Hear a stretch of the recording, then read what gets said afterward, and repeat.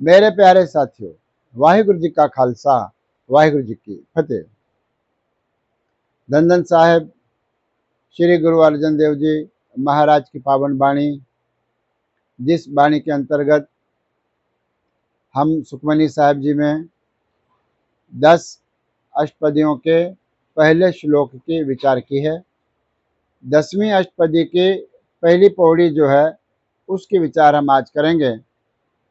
इस पहली पौड़ी के अंदर गुरुदेव महाराज जी हमें क्या उपदेश कर रहे हैं, आओ हम सब अपने चित्त और वृत्तियों को एकाग्र करके यह वाणी का अर्थ चिंतन श्रवण करें।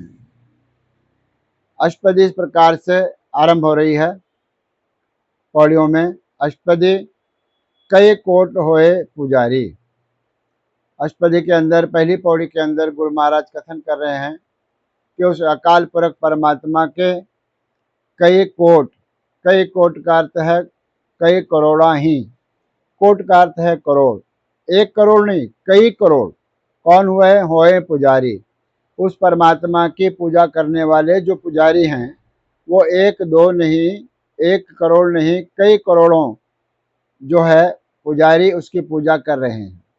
फिर कहते हैं कई कोट आचार व्यवहारी।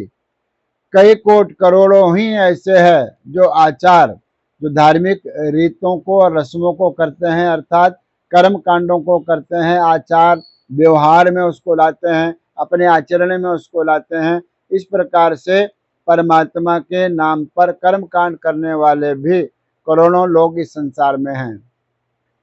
फिर कहते हैं कई कोट भय तीर्थवासी।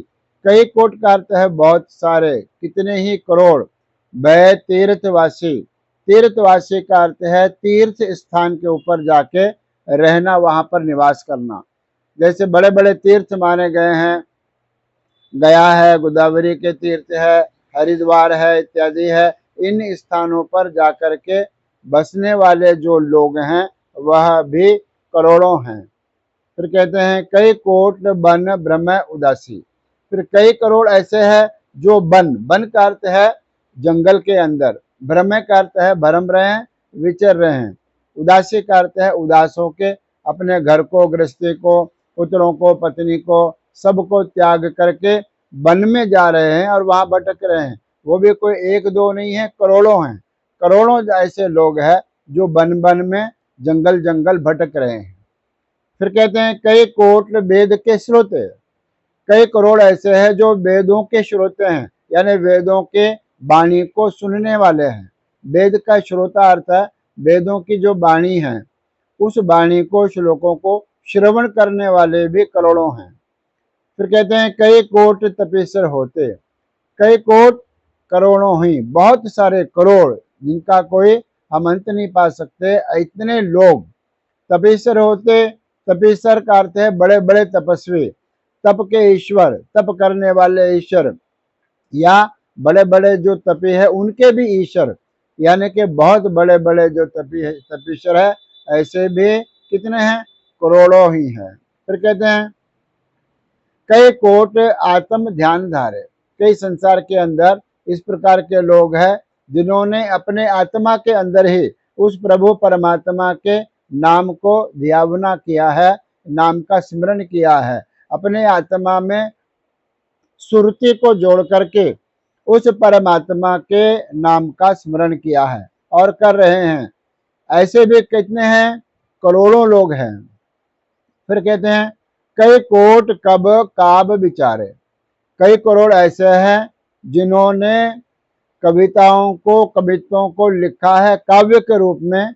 उन काव्यों को विचारे, विचारने वाले भी करोड़ों इस जगत में हैं।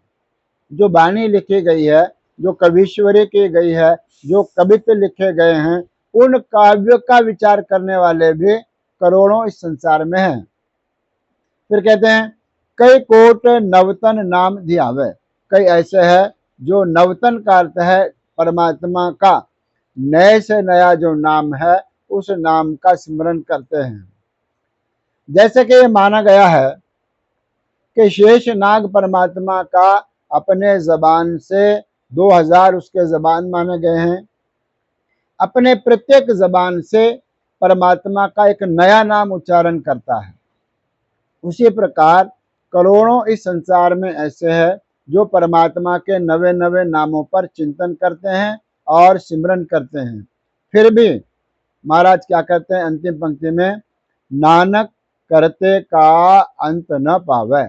गुरु नानक देव जी महाराज के नाम की मोहर लगा करके पंचम पातशाह महाराज यहाँ पर कथन करते हैं कि करते का अंत न पावे, उस करते का, उस करने वाले परमात्मा का अंत कोई नहीं पा सकता। जितने ऊपर उदाहरण आ चुके हैं पौड़ी के अंदर, उन सभी में से किसी ने भी आज तक परमात्मा का अंत नहीं पाया है। परमात्मा बेअंत है, ये पहली पौड़ी का विचार है। आगे इस प्रकार की ही पौड़ियां चलेंगी जिसके अंदर परमात्मा के बेअंतता को दर्शाया गया है। अगले पौड़ी का अंदर जो विचार गुरु महाराज क्या करते हैं, किस प्रकार से करते हैं, उसके विचार हम परसों करेंगे। आज इतना ही, धन्यवाद।